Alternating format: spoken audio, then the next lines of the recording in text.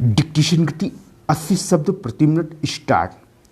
यह सरकार भ्रष्टाचार के खिलाफ कुछ ना करने का एक उदाहरण तो द्वितीय प्रशासनिक सुधार आयोग की रपट को ठंडे बस्ते में डाले रख ही है। यह रिपोर्ट मौजूदा कानून मंत्री वीरप्पा मोइली ने बहुत मेहनत से तैयार की थी। उन्होंने मनमोहन सिंह को यह रिपोर्ट उनके पिछले ही कार्यकाल में सौंप दी थी।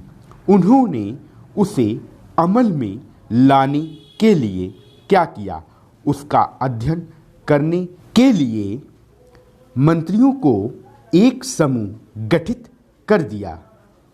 फिलहाल किसी को नहीं पता कि यह समूह अस्तित्व में है या नहीं, और यदि है तो उसने मोइली द्वारा तैयार रिपोर्ट का अध्ययन किया है या नहीं।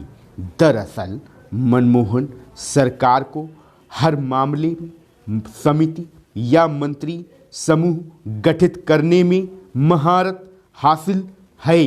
भ्रष्टाचार के मामलों में भी ऐसा किया जाता है।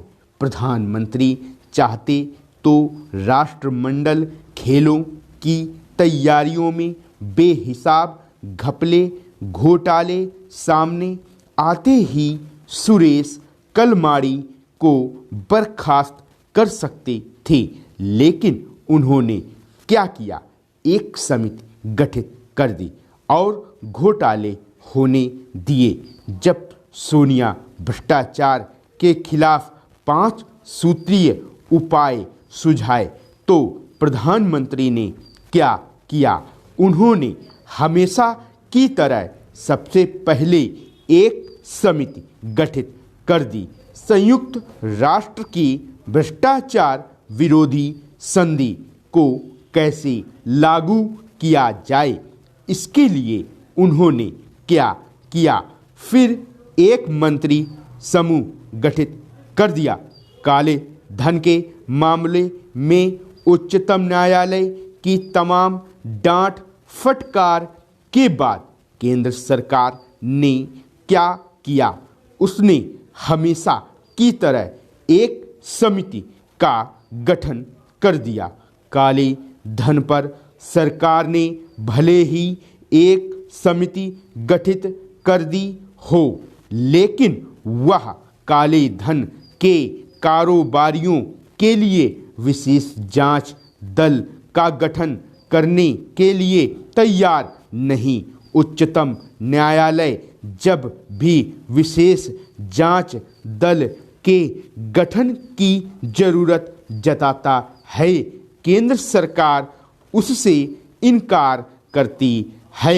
यदि काले धन के धंधे में शामिल लोगों के खिलाफ हो रही जांच उच्चतम न्यायालय की निगरानी में नहीं होती तो जांच के नाम पर लीपापोती होना तय है।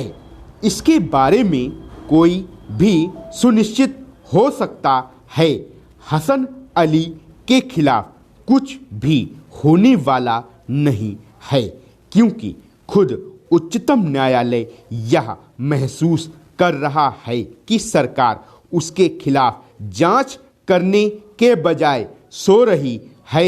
यदि उच्चतम न्यायालय स्पेक्ट्रम घोटाले की जांच की निगरानी नहीं कर रहा होता तो इस मामले में लीपापोती के अलावा और कुछ होने वाला नहीं था।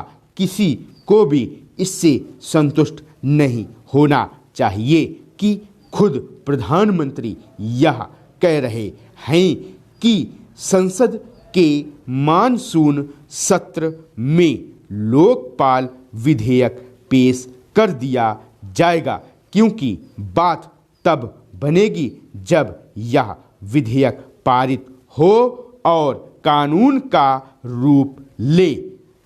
स्टॉप।